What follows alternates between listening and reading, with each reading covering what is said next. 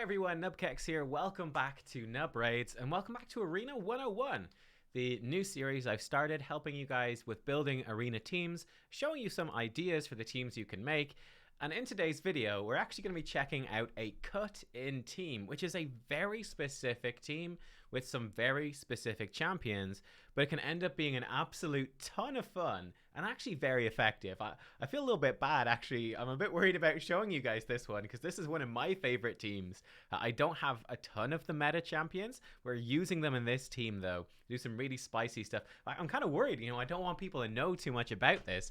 They might start making my tag arena and arena fights harder, and they're already damn hard. I just recorded a video about arena being too hard as well, and how it's designed to make you lose. And yeah, it's kind of crazy, actually. I'm interested to see how people react to that. But anyway, enough babbling. Let's dive into this. So what is cutting in? Specifically, what is cutting in? So we actually referenced this a bit in my first video of this series where we talked about the double speed booster team. And in a double speed booster team, you can see I'm highlighting Arbiter here. We looked at the arena speed calculator. And if we look at a example of a double speed booster team, where's one I have properly set up? So this one is fairly properly set up, where we've got Arbiter with this speed. She gives us turn meter. Then we have another speed booster. And in fact, excuse me, my Lanicus is too quick. She doesn't need this much speed. We could strip probably about 20 speed off of her. We would check that calculator to make sure.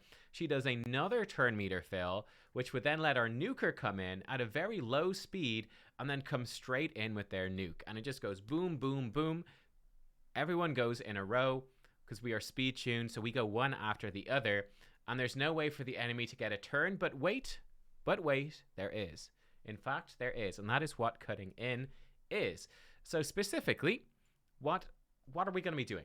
What are we going to be doing? Well, first of all, this is something you need to know about just in general. Again, we mentioned it in that speed video as something of a problem when we look at a champion like, let's say, Lydia. If we put Lydia into a speed-tuned team that's designed to go first, and she comes in and does decreased defense and weaken, what is the problem? The problem is with Lydia as, let's say, compared to Madame Ceres, or I don't have Madame Ceres, but I could use someone like Rian the Conjurer, who's a free champion from Doom Tower normal. Rian can do a buff removal and place weaken. This is not an attack. And what's the difference? Well, the difference is that an attack can crit, right? This attack to place these buffs can crit. And what does that do? Because every champion has at least 15% crit rate, and you're going to have 4 enemies. Masteries. This is where things come in. And this is part 1. This is step 1. So, Cycle of Revenge. This is the one we already talked about in the series, guys. 50% chance to increase turn meter by 15% when an ally is attacked with a critical hit. So this is where it becomes huge. Let's say they go in, they do their first speed booster, they do their second speed booster, and then a War Maiden or Alexander the Sharpshooter or Lydia, whoever comes in, they debuff us. Suddenly, we get a 15% turn meter boost on our Arbiter because their debuffer crit with their attack, or whoever our fastest champion is, they get a turn meter boost. Then we start doing our speed boosting skills, and we actually all jump in, we cut in, and take our turn before their nuker gets to go, and we actually save ourselves, right? In that situation. This is the basics of cutting in with masteries, and this is common, so this is something you need to know about. There's a couple of other masteries that tie into this directly. One here, Timely Intervention at the top of the support tree, increases your turn meter by 20% whenever any ally drops below 25% HP. So this one is a bit more niche. This is really going to be used on revivers quite frequently. So Arbiter is going to be the most common one. Maybe champions like Gorgrab, who's kind of like an epic version of Arbiter, that would also see this being used. So it's not super common, mostly on revivers, but again, it gives them a huge chunk of turn meter and can help them jump up, get their revive, and get their team going before the enemy team can really take account of it, right? So this is another form of cutting in. Another aspect of this as well, which is a bit more complicated. This is sort of 2 masteries tied together, and it's quite a fun one. But we have Retribution, which is a 50% chance to counterattack when you lose 25% of your max HP in a single skill. There's also another counterattack mastery, Deterrence, which is a 20% chance to counterattack on a specific enemy whenever they apply stun, sleep, fear, true fear, freeze, or petrification. You can do it once per turn. And this ties in with another mastery, which is this one, Evil Eye. Decreases the target's turn meter when this champion hits them with a default skill for the first time. 20% with single target skills, 5% with AoE skills. So again, this can be a form of cutting in, right? You go in, you nuke the enemy, it triggers their counterattack, or you debuff them. This wouldn't work so much. Not so much deterrence, is a bit more because like you take your turn and then you get hit, so it wouldn't really affect it, but it's worth being aware of for champions like Torment and stuff that can place some debuffs out of turn. It might ruin their turn meter. But this more specifically, you know, you get nuked and you counterattack, and with AoE you can do an AoE attack and push back their turn meter by 5%. That's a bit smaller, it's a bit more unlikely to be useful, but it can be useful, right? 5% from AoE skills. I'm just pointing it out just to be complete here. But, you know, it's something, just in case it ever happens to you and you're like, wait, what happened? That's maybe what happened, right? That's maybe what happened. Unusual, but it can happen. Very unusual. Like, you'd have to be going in defense and support tree, but there you go. The big ones are Cycle of Revenge and, to a lesser extent, Timely Intervention. Now, that's just the basics of cutting in, okay? That's the basics of cutting in. But what we are going to do is actually going 10 steps further than that. 10 steps further, because we are not just going to be doing these like kind of random mastery based cut-ins, which are kind of like a last gasp, a last resort, a roll of the dice to see that maybe we can recover from this. We are specifically going to be designing a team which is going to jump turn meter and interrupt the enemy team in the middle of their turns, in the middle of what they're doing. We're going to completely disrupt them by letting them go first, and that's going to boost us up too. So in order to do this, you need some very, very specific champions. Very specific. So we actually had a 10 times event for one I don't have, and we're not going to obviously be using her. Because I don't. Yeah, okay. Valkyrie, she can do this with her passive. So check this out. Cutting in. This champion's turn meter will be increased by 10% each time an enemy champion places a buff, and enemy champions will have their turn meters decreased by 10% for each buff they receive. So this is a very powerful form of cutting in, right? So you go up against a speed team in the arena, Arbiter goes, well, hey, puts increased attack on everyone, Valkyrie's turn meter jumps up, and she pushes all the enemy team's turn meters down by 10%. Now, Valkyrie needs enough accuracy to make that happen, but if she does make it happen, this can be really, really impactful. Let's say Sifi, for example. A Sifi comes in, she's like, okay, everyone, let's go. Increase speed, increase defense, and block debuffs. Really nasty move, hard to recover from. Valkyrie is like, okay, you just received 3 buffs, minus 30% turn meter. She doesn't have to take a turn to do it. She just stands there and she does it with her passive. So this is one of the most powerful versions, and you could definitely build a Valkyrie specifically to do this. And in fact, she doesn't really need much else. She doesn't need much else. She just needs lots of accuracy. And that's kind of it. She's just going to do her job with this passive to interrupt them. Then she could even come in and do some turn meter depletion with her A1 and put her with Evil Eye for even more. That's potentially something. Or just go in and put up your shield, your counterattack, and sort of get that interrupting the enemy team and what they're doing. So there's some cool stuff you can do with her. Again, there's not very many champions that can do this because it is so specific.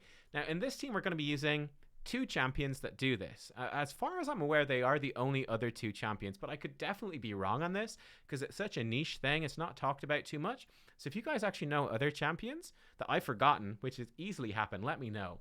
But I'm going to be using Yoshi the Drunkard as like the flagship of this team. Or, well, one of the flagships, because he has this passive Partier. Fills his turn meter by 4% each time an enemy receives a buff. So this is like a much weaker version of Valkyrie's passive, as you can see. But this is nonetheless really, really good. It's going to give him a whole bunch of turn meter and enable him to kind of cut in and go when the enemy team don't expect it. What is he going to do? He's going to then do Battle Toast. He's going to give increased attack and increased accuracy to us. And then he has a 50% chance to put True Fear on all enemies for 1 turn. That actually bucks up to a 75% chance. And then if they have increased attack, it's actually bucking up to a 100% chance to do a True Fear. So Yoshi can basically go, okay, let's say an Arbiter comes in, boosts her team. Yoshi can then get a bunch of turn meter, step in, buff his own team, and True Fear the enemy team, giving them a really good chance to miss their turns, which is really, really cool. The other champion we're going to use, and this is like sort of one of your more OP meta champ, not as much in the meta, but still an OP meta sort of champion, which is Torment. Now he doesn't do turn meter stuff, but he does freezing. But it's a very similar concept. 20% goes up to a 30%, and we actually have a mastery here. Fearsome Presence. Let me show it to you. Here you go. 5% better chance to place a fear. So it's Fearsome Presence. So he has a 35% chance to put a freeze debuff on the enemy every time they receive a buff or have their turn meter filled, and it can apply up to twice per turn, once for buffs, once for turn meter fills. So again, Arbiter comes in, does increase speed, increase turn meter, increase attack.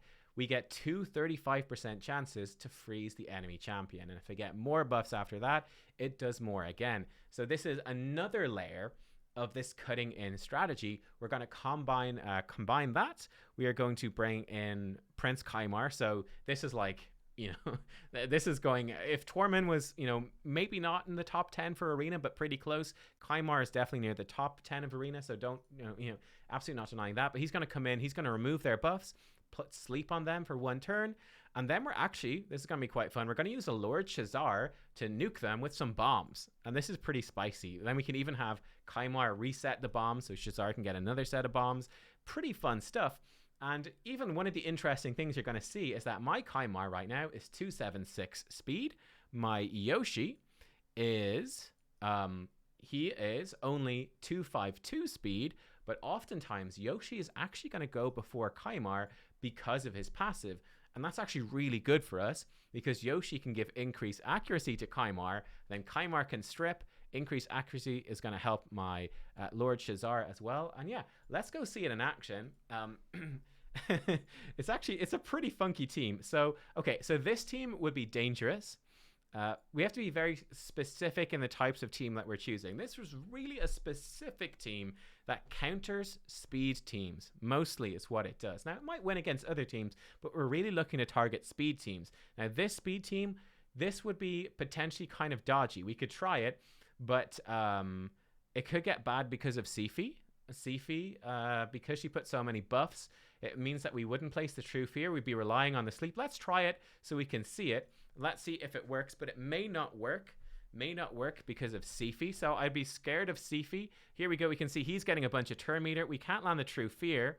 We do get stripped there because of her. And you can see Trunda gets a go. What is the other issue right there? And yeah, we're going to fall apart. The other issue is Sifi again. Her passive can remove freeze. So what we really needed to happen was for Kymar to be quick enough to actually strip their buff. So that didn't work. So I think it's a good illustration though if I would avoid Sifi. Likewise, I would be avoiding this team right here. My team is quite squishy, and Foley can actually break free and get turn meter when he's frozen, so that's pretty bad. Now, this team should be a really good victim right here. This team should work well because they've got turn meter boost here. Lydia puts a bunch of buffs, so this is much better for us. This is going to be lots of buffs, lots of turn meter, and potentially we can be good. The one thing to watch out for is that's what can potentially go wrong right there, which is Lydia counterattacks and does True Fears. But as you can see, we're coming in. Here we go. Now we have the increased accuracy. We actually have blocked debuffs on Shazar from his A2. And we've just ripped through that team, right? We've ripped through that team. Trunda, eat your heart out. We're good. But yeah, Lydia can be a little bit wonky because she does put her A1 or her it's her A1 or her passive, but she has like a counterattack and she puts fear, normal fear, and that can mess you up. But that gives you an idea of how it can work. It might work against these guys. I'm not sure. Leorius, would Leorius screw us up? I think he might. I think Leorius might just kill us. So we probably wouldn't fight them. And again, I wouldn't fight these guys because Hegemon would go first. So you can see it is a specific setup. We're not going to use it against... Is this the same guy? Wait, is this the same guy? It might be. No, it's not. It's a different dude. Okay, hang on. Okay. Let's go. Round 2. Let's see if it works a second time. I mean, it's random, right? It's random chance to freeze. It depends. Look, this one worked much better. Look at that. Okay, oh, sorry. They didn't have Lydia, derp. They have a Madame Ceres. But you can see, look at this. Absolutely slick. We're just cruising on through. We don't even need the second hit from Lord Shazar. We're just cruising on through. Yoshi cuts in. The freezes are on. True Fears. Kymar strips their buffs and sleeps them. And Lord Shazar blows them up. It's quite juicy. Let's see it against this team. It should work against this team as well. We'll try it against a few different teams.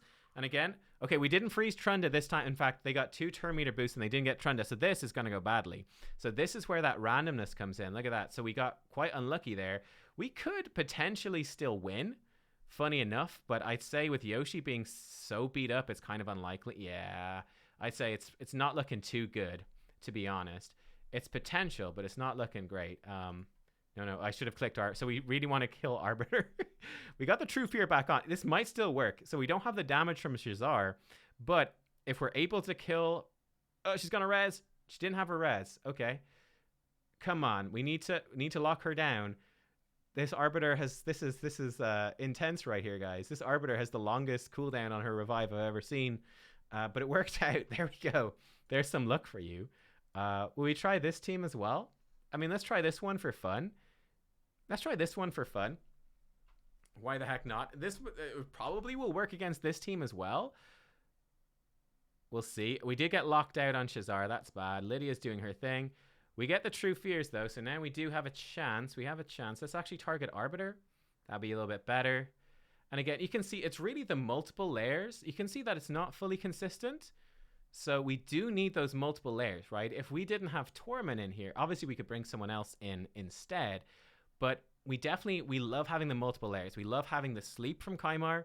We love having the taunts and the freezes from Torment and the True Fears from Yoshi. It's that multiple layers of cutting in, the multiple layers of CC that are making it work. Let me show you the gear. And also, I thought this is quite fun. I left them on defense in Tag Arena. They've actually been winning. So we haven't been attacked super much, but like, here we go. We've got level 100 players able to pick and choose their fights. And we're actually doing pretty good in Tag Arena. So they are in team number 3 here. Here we go, team number 3. And they lost this one. But look, they just beat these two. So they beat a speed team, which is much like what we've been looking at. They also managed to beat this team, which is a bit surprising to me. But they managed to beat it as well, which is quite funny. But there you go. It's not 100%. There's a lot of randomness, but it does work well. Let me show you the gear on these guys. And yeah, this is just a fun team showcase. There's not really that many replacements. For these champions because they all sort of do specific things, but they work very well. Shazar is the one you could probably replace, but I just love the idea of putting Shazar in with the increased accuracy from Yoshi. I think that's super, super fun. But seeing as Yoshi actually puts increased attack as well, Shazar gives himself increased attack, but you could bring in a different nuker and it would also work. So Yoshi, in terms of his gear, he is coming in, and actually his gear doesn't matter too much. He mostly just wants the speed and he wants good accuracy. So this is how I have him built out. I've seen people also using like pure stone skin teams now with bringing in Yoshi for the increased attack and increased accuracy. He's very good for anti-stone skin, but this is not that sort of build. This is a build for this team. So that's how he is. He actually, funny enough, is in a flat defense chest with 3 rolls of speed. I could glyph this up and get more speed out of him. In fact, hiring his speed would just make this better. Yeah, there's no reason for him to be this slow. If we made him faster, it would work better. But you could see that even at 252 speed, he's still working just fine, even against Arbiter teams here in Gold 4. His masteries are like this. Fearsome Presence, not super needed. More chance to place fears and stuff. That's not super needed. That's mostly for Doom Tower Hard, where you're going to be going up against, because I use them there a good bit, and you're going to be going up against waves that won't have increased attack, so we won't have a 100% chance to place True Fear. For the purposes of this arena team, if you're specifically and only using them for this, then you wouldn't need that. You could just take the accuracy, plus 50 accuracy thing instead. But yeah, who is up next? Kaimar. Here he is. He is coming in. He has increased accuracy. And yeah, he is also built to be fast, and he's good accuracy. His accuracy is actually a little bit low for pushing Gold 4 into Gold 5 arena and pushing into Gold Tag. I'd rather have this up higher, but I do need him to be quick as well because I use him for teams like with Lydia, and Lydia's quite fast. He needs to be faster than her to work in Doom Tower and stuff. So we have to prioritize speed a little bit. Obviously, if you got better gear, you could have much higher speed and much higher accuracy, and you'd be absolutely delighted. But that is Kaimar. Then we have, I guess let's show you Torment as well, and then we'll take a look at Shazar. Torment, he's actually in a taunting set. because he does have AoE attacks on his A1 and his A3, and Taunting Set ignores resistance, which is very helpful.